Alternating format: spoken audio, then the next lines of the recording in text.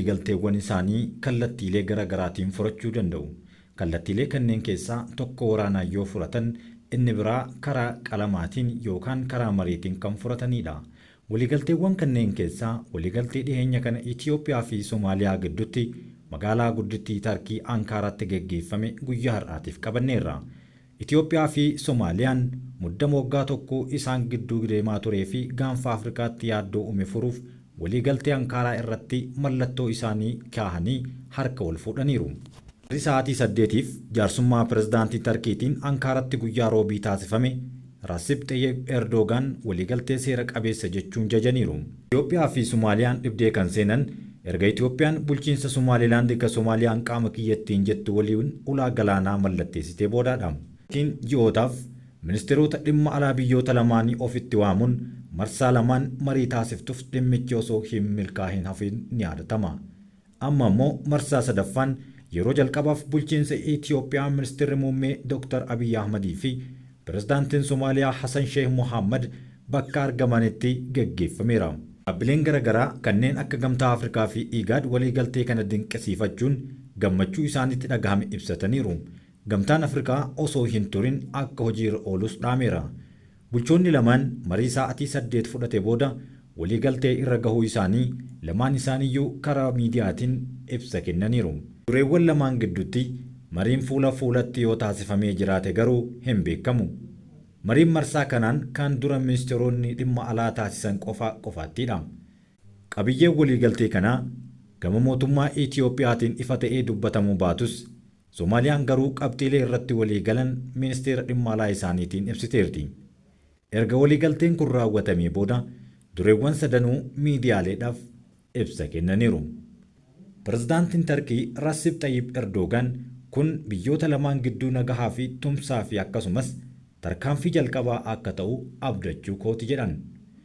Ibsa kenname irratti pirezidaantiin Tarkii fedhii Itoophiyaan karra galaanaa argachuuf qabdu ibsuun akka isheen argattu obboleessa kiyya Hassan Sheikh Mohaammed deeggarsa barbaachisu akka naaf taasiftu jechuun hadaraa jedheera.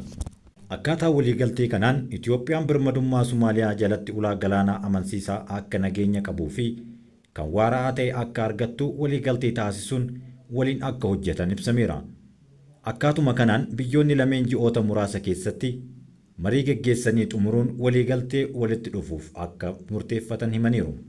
Ministeerri muummee Dr. Abiy Ahmed mariin kun dhibdee biyyoota lamaan gidduu jiru waggaa tokko oliif kan deemaa ture karaa nagahaan kan furuudha jedhan. Itoophiyaan ulaa galaanaa argachuuf fedhii ishee carraaqqee biyyoota ollaa waliin kan fayyadudha. Fedhiin kun kan wal tumsu malee ija shakkiin kan wal ilaalamu miti jedhan.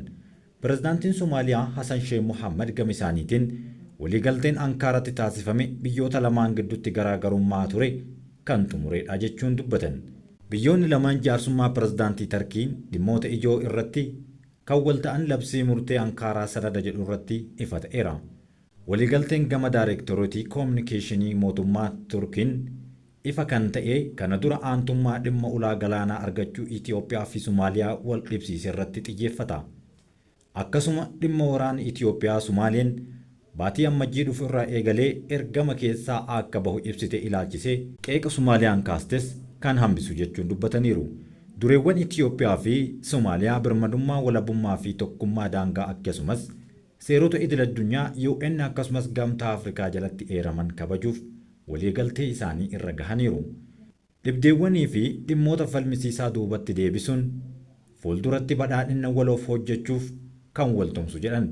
Somaaliyaan aarsaa waraanni Itoophiyaa Gamtaa Afrikaa jalatti biyya isheetti bobba'ee kaaffaleef beekamtii nan kenna jetteerti.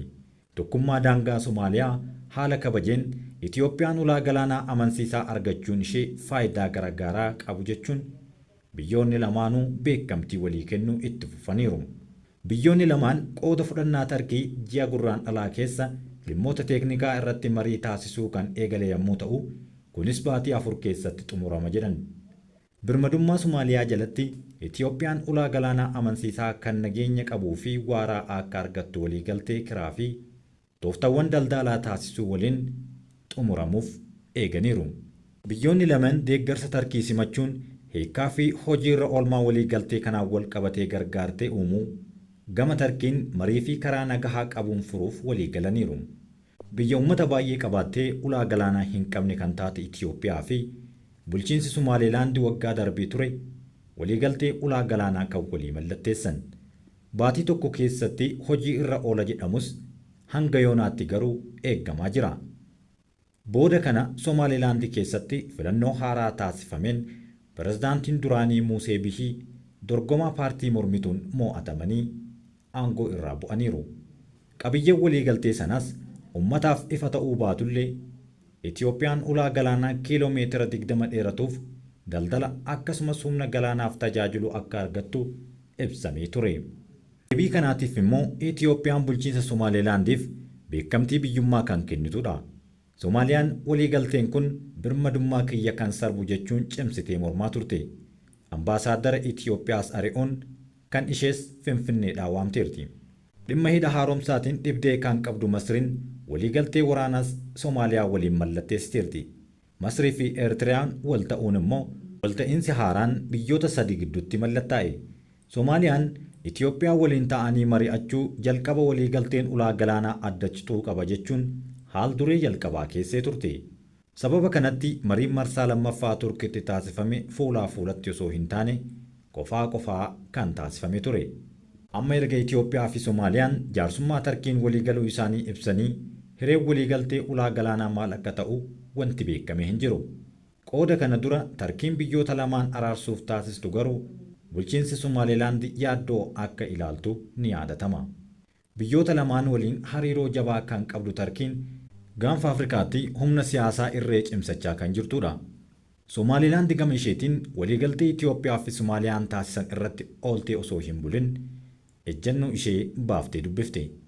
Mootummaan Somaalilaand dhiheenya kana filannoo mo'achuun kan aangoo qabatee waliigaltee ministeerri muummee Itoophiyaa Dr. Abiy Ahmedii fi pirezidaantiin Somaaliyaa Hassan Sheikh Mohammad Tarkiitti taasisaniin ilaalcha keessa galchuun ejjennoo addunyaaf beeksiseera. Pirezidaantiin haaraan Somaalilaand filataman Abdurrahman Mohammad Abdullahi Iroo sirna kakuu raawwachuun magaalaa Hargeysaatti kamisa muddee 12/2024 taasiseen aangoo fudhachuun ifatti labsaniiru. Sirna aangoo wal harkaa fuudhuu kanarratti dubbi himaa paartii pirezidaantii Abdurrahman Mohammad Abdullahi Mohammad Faraa Abdii dhimma waliigaltee biyyoota lamaan taasisan irratti ejjennoo mootummaa Somaalilaand miidiyaaf himanii turan.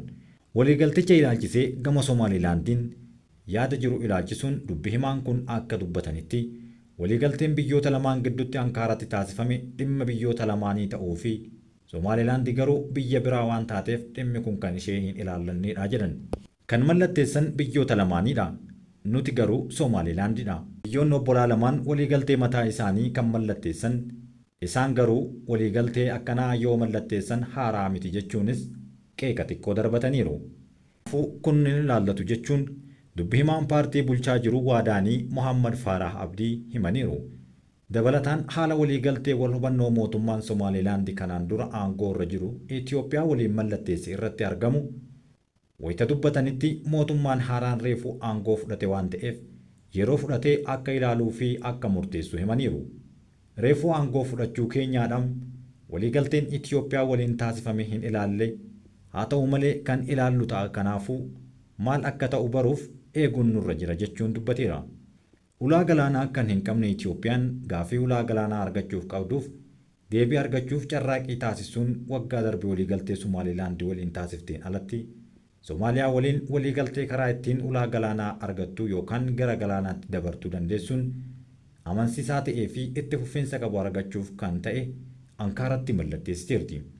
Kanaanis mootummaan Somaaliyaa walaba ta'e jalatti Itoophiyaan karaa ulaa galaanaa ittiin darbitu amansiisaa fi itti fufiinsa qabu argachuuf biyyoonni lamaan waliigaltee dandeessuurra kan gahan yoo ta'u waliigaltee kana hojiitti hiikuuf ammoo ji'oota muraasa keessatti akka mallatteeffamu himaniiru. Waliigalteen Somaaliyaa fi Itoophiyaa gidduutti taasifames isaan booda dhimma waliigaltee Somaalilaand waliin taasifame irratti hanga ammaatti biyyoonni lamaanuu waan jedhan hin jirani. Waliigalticha hordofuun ministeerri beeksisaa Somaaliyaa Daawud Aweys akka jedhanitti waliigalteen wal hubannoo Itoophiyaa fi Somaalilaand waliin mallatteessan guutummaa guututti kufaa ta'eera. Sanada Ankaaraa irrattis gama dureewwan dhimmaa kanarratti wanti eerame jiraachuu baatus kun sirrii miti jedheera. Daawud Awees garuu waliigaltee dureewwan Somaaliyaa fi Itoophiyaa ilaalchisuun sanada tamsaasame eeruun waliigalteen Somaalilaand kan hafe ta'uu dubbataniiru. Waliigaltee wal hubannoo ammajjii 1 bara 2024 Itoophiyaa magaalaa Finfinneetti pirezidaantii duraanii Somaalilaand Musee Bihii fi ministeera muummee Itoophiyaa Dr. Abiy Ahmad gidduutti haala fayyadamu ulaa galaanaa irratti mallattaa'uunsaa kan beekamudha. Waliigaltichaan Somaalilaand Itoophiyaaf ulaa galaanaa tajaajila daldalaa fi humna galaanaaf oolu kan argattu yommuu ta'u, deebii isaatiif Itoophiyaan Somaalilaandiif akka biyyaatti beekamtii kan kennitudha. Waliigaltee kanas yeroo sanatti baatii tokko keessatti hojii irra akka oolfamu kan himame yoo ta'u, sadarkaan irra gahee yoo hin baramin waggaa tokko guutuuf yeroo itti dhiyaatetti waliigaltee biraa Somaaliyaa fi Itoophiyaa gidduutti mallatteeffame. Somaaliyaan waliigaltee Itoophiyaa Somaalilaand qaama bulchiinsa kootii jettu waliin mallatteessuun ishee birmadummaa koo kan sarbuudha jechuun cimsitee mormarti. Kana malees walitti dhufeenya biyyoota lamaan gidduu ture laaffatuu bira darbuudhaan gara walitti bu'iinsaatti darbuu danda'a jedhamuun naannawa gaanfa Afrikaatti yaaddoo hamaa uumee ture. Waldhabdee Somaaliyaa fi Itoophiyaa gidduutti uumame hordofuunis Itoophiyaa waliin waldhabdee keessatti kan argamtu Masrii dabalatee biyyoonni kaanis siyaasaa fi waraana Somaaliyaatiif deeggarsa taasisuuf waliigaltee yeroo mallatteessan mul'achaa tureera. Haalli kunis Somaaliyaa karaa biraatiin dirree waraanaa gochuun gaanfa Afrikaa keessatti ammoo tasgabbiin akka hin jiraanne gochuu danda'a jechuun yaaddoon biraas haaraan uumameen ni yaadatama. Waliigaltee Ankaaratti mallattaa'e kana ilaalchisuun Ameerikaan, United Arab Emirates, dhaabbanni mootummoota gamtoomanii, gamtaa Awurooppaa fi dhaabbileen biroo kan akka Igaadis dinqisiifataniiru. Kanas ta'ee sana Itoophiyaan ulaa galaanaa ni argatti moo ni dhabdin kam waliin ilaalu ta'a. Waan nu dhageeffattaniif galatooma.